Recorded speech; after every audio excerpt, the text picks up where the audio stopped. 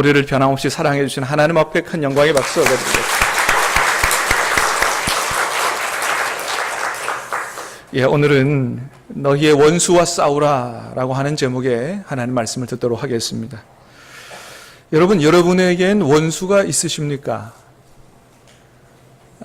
우리가 살다 보면 돈이라든지 또 여러 가지 문제로 다른 사람과 원한 관계에 빠지는 그런 경우가 있는데, 그래서 어떤 사람들은 이웃과 원수가 되기도 하고 또 어떤 사람들은 가족이나 친척과 원수가 되기도 합니다.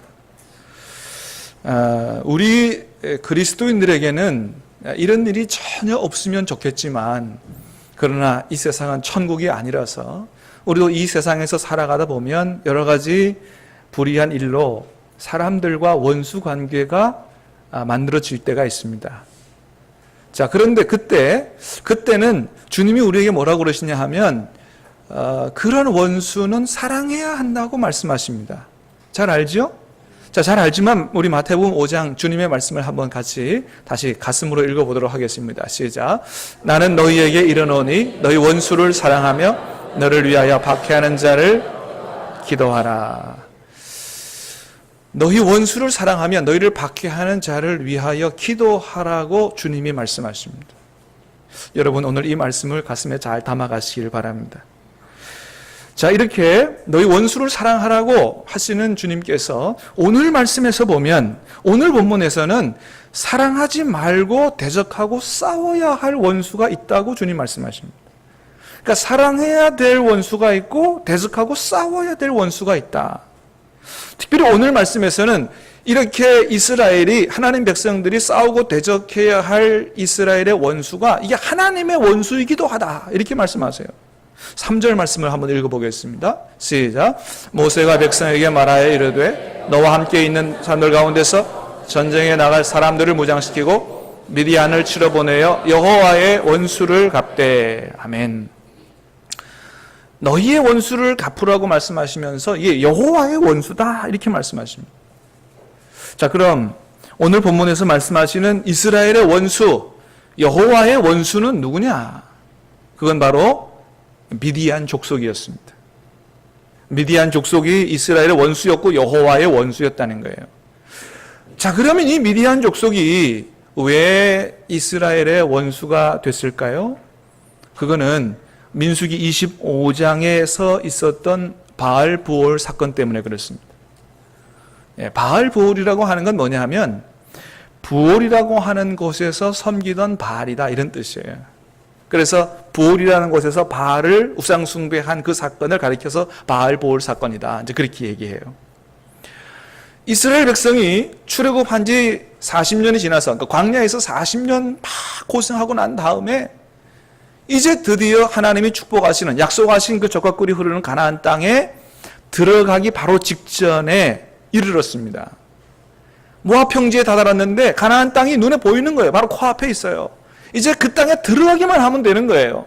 그런데 바로 그때, 바로 그곳에서 이스라엘 백성이 유혹을 당해서 엄청난 죄를 저지르고 맙니다. 그래서 모압 여인과 미디안 여인들과 음행을 하기 시작했고 그들이 섬기는 바알을 숭배하게 됐던, 그래서 그 바알브올 사건, 그런 사건이 있었던 것이 바로 이 바알브올 사건인데, 그래서 하나님이 그 일로 인해서 너무 화가 나셔서 그 책임을 지도자들에게 물어라, 그래서 수령들을 데려다가 목매달아 죽이라, 그렇게 말씀하시고 하나님이 전염병을 보내서 24,000명이 전염병에 걸려 죽는 이러한 대국가적인 위기에 봉착하게 되는 그런 사건이 바로 바알브올 사건이었습니다. 여러분, 왜 이스라엘 백성들이 하나님이 약속하신 그토록 고대했던 가나안 땅 코앞에 다다랐는데 왜 이런 유혹에 넘어가서 그렇게 큰 죄를 지었을까요? 이제 하나님 약속하신 땅에 들어가기만 하면 되는데 왜 그런 유혹에 넘어가서 엄청난 죄를 저질렀을까요? 그것은 바로 쾌락과 풍요의 유혹 때문에 그렇습니다. 쾌락과 풍요의 유혹 때문에 그랬어요. 여러분, 당시의 바알 종교는 많은 사람들 앞에 상당히 매력적인 종교로 그렇게 보였습니다. 이유는 뭐냐? 이 바알 종교가 인간에게 쾌락과 풍요를 약속해 준다. 이렇게 속였기 때문에 그래요. 바알이라고 하는 신은 어떻게 알려져 있었냐 하면 비와 폭풍의 신으로 알려져 있었습니다. 그러니까 바알이 하늘을 관장하고 하늘에서 비를 내려주면 농사가 잘 돼서 모든 사람들이 바알을 섬기면 다 풍요롭게 살 수 있다. 그렇게 말하는 그런 종교가 바알 종교인데, 그래서 이 바알 종교 안에 예배자들이, 바알을 섬기는 사람들이 바알한테 제사하는 가운데 어떤 순서가 있었냐 하면 예배자들이 여자와 음행을 하는 순서가 있었습니다. 바알 종교의 제사가 그래요. 그래서 그렇게 해서 이 바알을 아주 기분 좋게 하면, 그러면 바알이 하늘에서 비를 많이 내려주고 땅에서는 곡식이 열매를 잘 맺고 풍성하게 되고, 그래서 모든 바알을 섬기는 사람들이 풍요롭게 부자로 잘 살 수 있다. 그렇게 유혹한 것이죠. 이런 타락한 사상을 가진 종교가 바로 바알 종교인데, 그렇게 바알 종교는 물질적인 풍요를 주면서 동시에 육체적인 쾌락도 준다 그러니까 많은 사람들이 여기에 넘어가게 된 것입니다. 이스라엘 백성도 40년 광야 생활하면서 얼마나 고달팠어요? 뭐 맨날 하나님이 주시는 만나 먹는다 그러지만은 뭐 맨날 먹으니까 지겹기도 하고 배도 고프고, 또 40년 동안 뭐 물이 있습니까? 뭐가 있습니까? 세수도 맨날 안 하던 그런 부인 보다가, 여기 뭐 모함 여인들, 미디안 여인들 그저 야시시한 옷 입고 나와가지고 어서 오세요 그리고 말이지 진한 향수 풍기고 쉬었다 가세요 하니까 이 세상에 말이지 천사처럼 보이니까 막 홀딱 넘어가 버린 것이죠. 여러분 세수 잘 하시기를 바랍니다. 자, 여러분, 그런데 문제는 이런 바알 종교의 유혹이 오늘날 우리에게도 있다고 하는 것입니다. 이게 옛날 사건만이 아니고 오늘 우리의 문제라고 하는 것입니다. 여러분, 오늘날 우리를 유혹하는 최대의 적이 무엇입니까? 예, 그렇습니다. 그것은 바로 육체적인 쾌락과 물질에 대한 유혹인 것입니다. 여러분, 오늘날 우리 TV 뉴스를 통해서 나오는 모든 범죄의 근원을 잘 생각해 보면 다 뭐와 관련된 거냐? 이 두 가지와 관련된 거예요. 음행과 물질적 풍요에 대한 탐욕에 관련된 것입니다. 여러분, 이 두 가지는 아주 굉장히 강력한 힘이 있어서 모든 사람들을 다 끌어들이는 거예요. 여기 안 넘어가는 사람이 없습니다. 뭐 얼마나 배웠느냐, 얼마나 높은 위치에 있느냐 상관이 없어요. 거기에는 검사도 넘어갑니다. 경찰도 넘어갑니다. 교수도 넘어갑니다. 장관도 넘어가고 심지어 종교인들까지 다 넘어가는 죄의 유혹이 바로 이 음행과 물질에 대한 탐욕의 죄라고 하는 것입니다. 여러분, 이게 어제 오늘 문제가 아닌 것이, 성경에도 보면 바로 그러한 죄 때문에 멸망하게 된 사람들의 얘기가 성경에 많이 기록되어 있습니다. 대표적인 사건이 누구냐? 바로 가나안 정복 전쟁 당시에 아이성 전투에서 이스라엘 백성이 패배하게 했던 아간이라고 하는 사람이 대표적인 사람이에요. 여러분, 지금 때가 어느 때예요? 하나님의 이름으로 하는 지금 가나안 정복 전쟁을 수행하고 있는데, 아간이라고 하는 사람이 이 하나님의 꿈과 하나님의 사명은 잃어버린 채 신할산 외투, 좋은 옷과 금덩이에 눈이 멀은 거예요. 그게 눈에 들어왔어요. 그거 가지고 싶어요, 자기가. 그래서 몰래 훔쳐다가 자기 집에다 갖다 훔쳐다가 이렇게 싹 숨겨놨습니다. 완전 범죄였던 것 같았어요. 아무도 본 사람이 없어요. 그러나 누구는 봤어요? 하나님은 보셨어요. 하나님이 그걸 지적하셨어요. 그래서 결국은 그것이 발각되게 되고 그 죄로 말미암아 온 가족이 멸망하게 되는 사건이 성경에 기록되어 있습니다. 여러분, 엘리야의 종이었던 게하시도 나하만 장군이 엘리야에게 와가지고 말씀에 순종해서 이제 문둥병이 나왔어요. 너무 고마우니까 살해를 하고 싶었어요. 엘리야가 절대로 내가 그걸 안 받겠다 그랬습니다. 굳고 거절했습니다. 그래서 하는 수 없이 나하만의 집으로 돌아가는데 게하시가 그 물질에 탐이 난 거예요. 나하만 장군을 쫓아가가지고 거짓말을 합니다. 우리 선생님에게 손님이 왔는데 그거 돈 받아오라 그럽니다. 그래가지고 그 돈을 받아가지고 슬쩍 in my pocket 했습니다. 하나님의 지시로 엘리야가 그것을 다 알았어요. 어디 갔다 오느냐? 아무 데도 안 갔다 오는데요. 뭔 소리야? 하면서 야단칩니다. 지금이 때가 어느 때인데 물질에 대한 탐욕에 눈이 멀어서 내가 그럴 수가 있느냐? 지금이 어느 때인데 너가 그럴 수 있느냐? 말씀하십니다. 돈에 대한 욕심을 극복하지 못해서 주님 앞에 나왔다가도 다시 주님을 떠나간 부자 청년의 이야기도 성경에 기록되어 있고, 초대교회 아나니와 삽비라 하나님 앞에 헌금을 했습니다마는 온전한 마음으로 헌금하지 못하고 물질에 대한 탐욕 때문에 멸망하게 된 그 이야기도 기록되어 있고, 세상을 사랑함으로 주님을 버리고 세상으로 떠나버렸던 그런 데마라는 사람 이야기도 있고, 여러분 오늘 본문에서 보면 발람이라고 하는 사람, 처음에는 하나님의 말씀을 잘 전하는 것 같았으나 그러나 결국 불의의 이 물질의 탐욕을 이기지 못하고 결국은 이스라엘을 죄에 빠지게 한 죄의 대가로 심판을 받아 죽는 발람이 죽게 되는 이야기, 또 이 바알볼 사건으로 전염병 때문에 수많은 사람이 죽어가는 그런 마당에도 지금이 어느 때인지 모르고 미디안 여인과 장막에서 음행하다가 비느하스의 창에 죽게 되는 그런 시므온 지파의 지도자의 이야기도 성경에 기록되어 있습니다. 여러분, 그래요. 이 음행과 물질에 대한 탐욕의 죄는 우리를 무너지게 하는 아주 강력한 우리의 원수와 같은 것입니다. 여러분, 처음에 모아방 발락이 이스라엘을 무너뜨리기 위해서 쓰고자 했던 방법이 뭐였습니까? 이 발람이라고 하는 용한 무당을 데려다가 저주하게 했던 것입니다. 저주하면 이 용한 선지자 저주하는 대로 뭐 다 되니까 이 사람 데려다가 저주하면 이스라엘 백성들도 어쩔 수 없을 거다. 그래서 데려다 저주했는데 됐습니까? 안 됐습니까? 안 되죠. 여러분, 하나님이 축복하시고자 하시는 하나님의 백성들에게는 어떤 점술도 복술도 통하지 않는 줄로 믿으시길 바랍니다. 여러분, 하나님께서 저와 여러분을 지켜주심으로 말미암아 어떠한 저주도 저와 여러분 가운데 임하지 않는 줄로 믿으시기를 주님의 이름으로 축복합니다. 하나님이 축복하시고자 하는 백성들이에요. 안 됐습니다. 그래서 3번이나 저주하려고 했지만 결국 4번 축복하고 말았던 걸 보게 됩니다. 그러나 그럼에도 불구하고 이 발락이 주고자 하는 그 돈에 대한 탐욕으로 끝까지 성경에 보면 집으로 돌아가는 것 같으나 또다시 돌아온 것 같아요. 그래서 이스라엘 백성을 무너지게 하는 마지막 비책 하나를 제시하는데 그게 뭐였느냐 하면 그게 바로 음행과 쾌락의 유혹이었습니다. 그래서 그걸로 무너지게 된 게 25장에서 바알 숭배하고 음행하게 된 죄가 그렇게 해서 일어난 거예요. 발람이 발락에게 이스라엘을 무너지게 하려고 제시했던 마지막 비책, 그게 바로 음행과 물질에 대한 풍요, 유혹의 탐욕에 대한 죄였다고 하는 것입니다. 여러분, 그래요. 마귀는 절대 대충 끝나는 법이 없어요.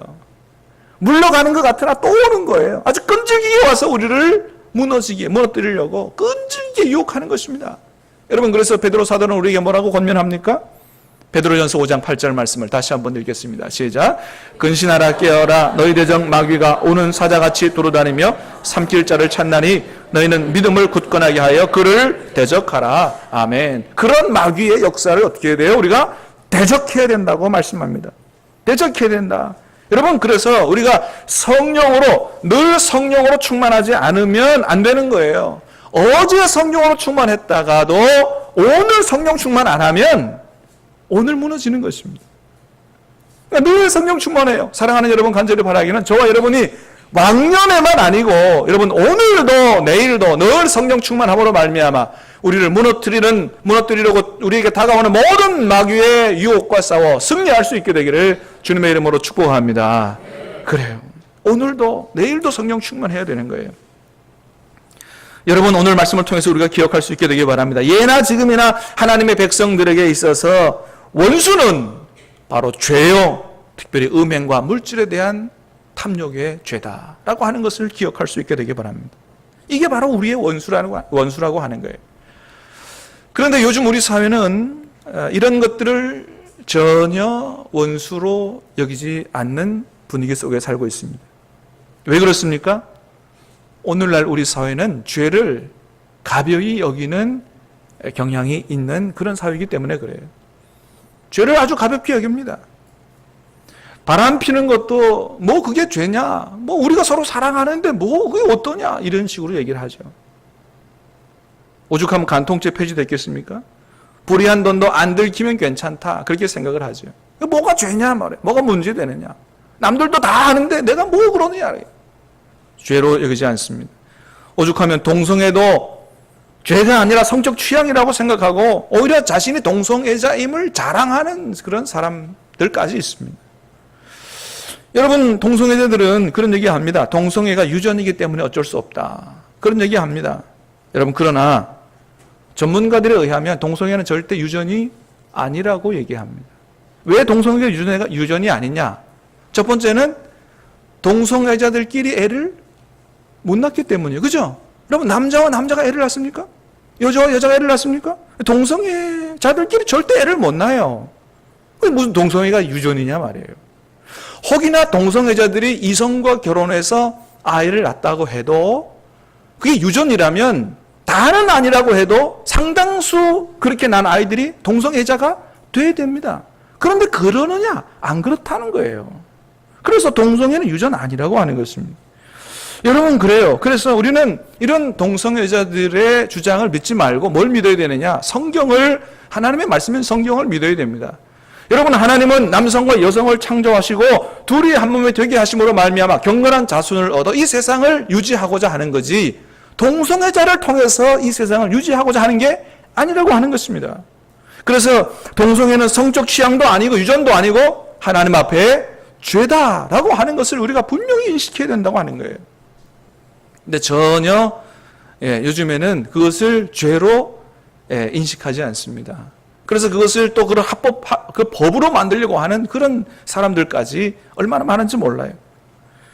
지금 우리 사회가 바로 그런 사회라고 하는 것입니다. 여러분, 우리는 이런 사회 속에서 살아가는 거예요. 그러나 사랑하는 여러분, 저와 여러분들, 우리 하나님의 백성들은 이런 사회 속에 살아도 우리는 죄를 가장 무서워해야 됩니다. 여러분, 죄를 우리는 원수처럼 생각해야 됩니다. 여러분, 죄를 가장 원수처럼 생각할 수 있게 되기를 간절히 바랍니다. 그게 여러분 왜 그렇습니까? 죄는 누구와 원수되는 거기 때문에? 하나님과 원수되는 거기 때문에. 세상과 짝하여 범죄하고 살아가는 건 하나님과 원수되는 것이라고 성경은 말하고 있습니다. 여러분, 하나님이 가장 싫어하는 게 뭐예요? 가난입니까? 무식입니까? 아닙니다. 하나님이 가장 싫어하는 것은 바로 죄라고 하는 거예요. 죄의 싹은 사망이다. 죄의 싹은 사망이다. 하나님이 생명이, 하나님이 제일 싫어하는 것은 죽음이라는 거예요. 그래서 우리가 다 사망으로 영원히 죽을 수밖에 없지만은, 그러나 그런 우리를 구원하시려고, 우리를 사랑하셔서 구원하시려고 독생자 외아들 예수 그리스도까지 십자가에 희생시키신 하나님. 어떤 하나님이에요? 결단코 내가 죄를 용납하지 않겠다고 하시는 하나님의 의지를 우리는 십자가에서 분명하게 보게 되는 것입니다. 죄를 용납하지 않으시겠다는 것입니다. 여러분, 그래서 우리는 시편 19편의 이 시인의 영성이 필요한 거예요. 여러분, 시편 19편은 다윗이 지은 시인데 거기에 다윗의 아주 귀한 영성이 나타나 있습니다. 물론 다윗이 죄를 범했을 때도 있었지만은 다윗이 이런 생각을 가지고 있었어요. 자, 한번 말씀을 읽어보도록 하겠습니다. 시작. 자기 허물을 능히 깨달을 자 누구리요? 나를 숨은 허물에서 벗어나게 하소서. 아멘. 자, 먼저 다윗은 이런 얘기합니다. 자기 허물을 능히 깨달을 자 누구냐? 자기 죄를, 자기 허물을 능히 깨달을 자가 없다는 거예요. 왜 그렇습니까? 우리 모두는 다 죄로 만연한 사회 속에 살아가고 있기 때문이라는 거예요. 저 사람도 하고 이 사람도 하는데 뭐 내가 이게 뭐가 그렇게 죄냐? 죄를 죄로 깨달아 알지 못한다고 하는 것입니다. 그래서 여러분, 우리는 우리의 죄를 죄로 보여주는 하나님의 말씀 앞에 바로 서기 전까지는 우리 죄가 죄인 줄 모르고 내가 죄인인 줄 모른다고 하는 것입니다. 그래서 다윗은 자신은 하나님의 말씀 앞에서 그것을 깨닫는다는 거예요. 자기가 죄인인 것을 깨닫는다는 거예요. 자, 시편 19편 7, 8, 11절입니다. 그 다음 말씀 넘겨주세요. 시작. 여호와의 율법은 완전하여 영혼을 소성시키고 여호와의 증거는 확실하여 우둔한 자를 지혜롭게 하며 여호와의 교훈은 정직하여 마음을 기쁘게 하고 여호와의 계명은 순결하여 눈을 밝게 하시도다. 또 주의 종이 이것으로 경고를 받고 이것을 지킴으로 상이 크니이다. 아멘. 하나님의 말씀은 완전하고 하나님의 말씀은 영혼을 소성시키고 그의 증거는 확실하여 우둔한 자를 지혜롭게 하고 여호와의 교훈은 정직하고 기쁘게 하고 순결하여 눈을 밝게 하고, 그래서 내가 이것으로 경고를 받고 이것을 지킴으로 상을 받는다고 그렇게 고백을 합니다.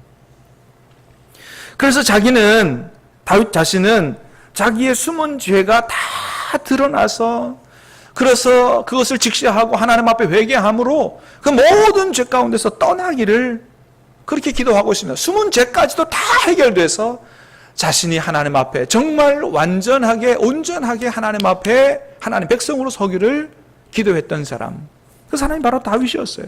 여러분, 우리에게도 이런 영성이 있어야 하지 않겠습니까? 숨은 죄까지도 다 드러나고 해결되어 정말 몸과 마음까지 온전한 하나님 백성으로, 거룩한 백성으로 서게 되고자 하는 그런 마음들, 이게 바로 우리에게 있어야 할 마음들의 영성이다. 그렇습니다. 여러분, 우리에게도 사실은 다 숨은 죄가 하나둘씩 있습니다. 이것만큼은 하나님 앞에 말씀드리고 싶지 않아요. 다 숨은 죄가 있어요. 꽁꽁 숨겨놓은 죄. 여러분, 그러나 우리가 나 자신을 숨길 수 없듯이, 나 자신을 속일 수 없듯이 절대로 하나님을 속일 수는 없다고 하는 것입니다. 하나님은 불꽃 같은 눈으로 우리의 모든 숨은 죄를 다 보고 계시고 알고 계시는 하나님이시다. 그래서 우리가 우리의 숨은 허물과 죄를 드러내고 회개하지 않는 이상 우리 안에 계시면 늘, 우리 안에 계신 주님은 늘 근심과 걱정과 슬픔으로 계시는 거예요. 사랑하는 여러분, 간절히 바라기는 저와 여러분 안에 있는 모든 숨은 죄까지 다 회개하고 용서받음으로 말미암아 우리 안에 계신 주님이 기뻐함으로 거하실 수 있게 되기를 주님의 이름으로 축복합니다. 그래요. 여러분, 그러면 어떻게 하면 내 안에 있는 모든 숨은 죄까지 다 해결하고 주님과 함께 새로운 인생을 출발할 수 있을까요? 그것은 바로 말씀으로 가능하다라고 하는 거예요. 말씀으로 가능하다. 히브리서 4장 말씀을 같이 읽어보도록 하겠습니다. 시작. 하나님의 말씀은 살아있고 활력이 있어 좌우의 날선 어떤 검보다도 예리하여 혼과 영과 및 관절과 골수를 찔러 쪼개기까지 하며 또 마음과 생각과 뜻을 판단하나니 지으신 것이 하나도 그 앞에 나타나지 않음이 없고 우리의 결산을 받으실 이의 눈앞에 만물이 벌거벗은 것 같이 드러나느니라. 아멘, 아멘. 여러분, 하나님의 말씀은 살아있습니다. 할렐루야. 하나님의 말씀은 살아있어요.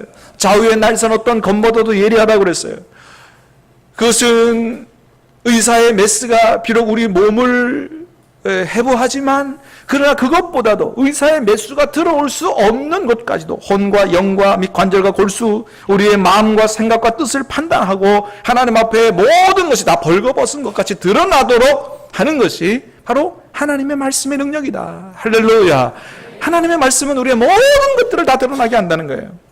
여러분, 우리가 말씀 묵상을 해보면 이 사실을 우리가 너무나 잘 알게 됩니다. 말씀 묵상 해보면 말씀이 우리 안에 깊이 들어와요. 나만 알고 있는 그 죄까지 다 지적하시는 거예요.